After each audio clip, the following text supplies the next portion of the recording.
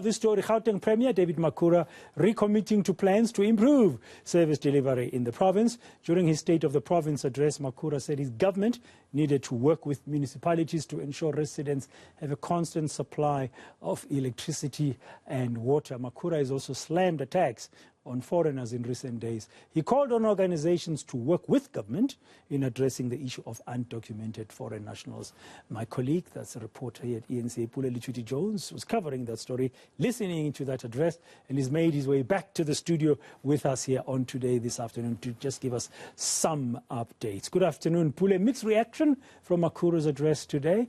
I understand the ANC saying that they want to see implementation.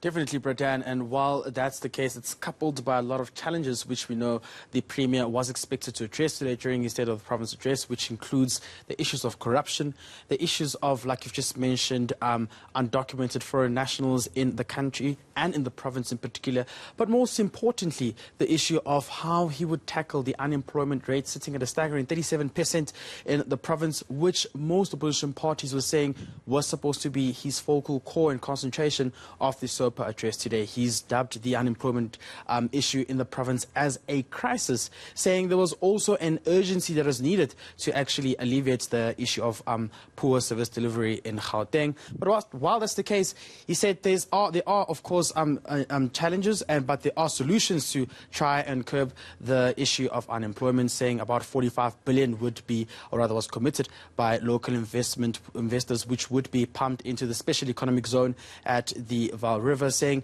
this economic stimulus would contribute towards the implementation and improving of the economy in the province post the coronavirus pandemic, which they say was one of the reasons why the economy was struggling under the deadly pandemic. But we spoke to the ANC's Provincial Secretary Jacob Kawe, and this is what he had to say about the SOPA. We as ANC welcome the fact that he gave an account on management of COVID, and that 2 years cannot be undermined. It did destabilize, but it also gave us new opportunities and imposed this threat we're talking about. The investment fund in CDB cannot be treated as a slogan. It has never been there. It's bringing together business people, both local and international. And to unlock that economy would actually help in building the Gauteng economy. The SEZ in Tshwane, its practical program launched with a budget. That cannot be treated as rhetoric. The intervention on youth, and the youth in the province has been crying about the impact of TSEPO 1 million, but now at least there is a structural improvement.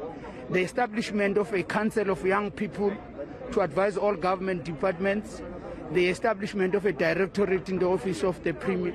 This has not been said in previous statements. So therefore, we as ANC were convinced that there is something. However, we're still pleading that speed, implementation should be key rather than pronouncements.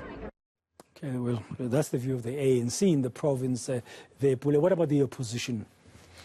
Well, the ANC is convinced about the State of the Province address, but opposition parties are not. They believe that there should be quite pragmatic strategies as to how the ailing conditions in the province will be revitalized, including the infrastructure. We've seen how there are potholes on the roads. There's a continuation of poor service delivery. There's an issue of water cuts as well, while there's also other issues that are affecting the province, which include corruption. You'd remember Gauteng was extensively appearing on the PPE corruption report provided by the Special Investigative Unit. That's one problem the Premier has said and vowed that he will be looking into implementing some of the recommendations by the SIU. But while this is the case, opposition parties are stressing tough that there should be a prioritization of investors coming into the province to ensure that they can inject some funds, create business, and of course create more employment. We spoke to the DA earlier on, the Solim Simanga from the party. This is what he had to say. one of the things that I was hoping to hear from the Premier was that they're doing away with the Department of Infrastructure Development. In fact, he slapped the people of Gauteng by saying, this is a failing department, but I'm not going to do away with it. He said, in his own words, that he's going to take some of the responsibilities of DID and make sure that they lie with the Department of Health or Department of Education. Now, what is then the importance of having DID? Instead of ensuring that we have 500 million that is spent on a hospital that is only now occupied by 3 people, instead of ensuring that we have schools that are now all over the province that are still using asbestos, or some of the schools that cannot be occupied because of they've been built very, very badly and they don't comply. So these are things that, in my mind, are a slap in the face of the people of Gauteng, who are asking, we are now cash-strapped. We are now having limited resources. Why are you not ensuring that the resources are used for what they are supposed to be used and the first time around, that you don't have to spend much more money fixing what shouldn't have been broken in the first place? Soli Msimang of the DA ending that report, that update by Pule Letshwiti Jones.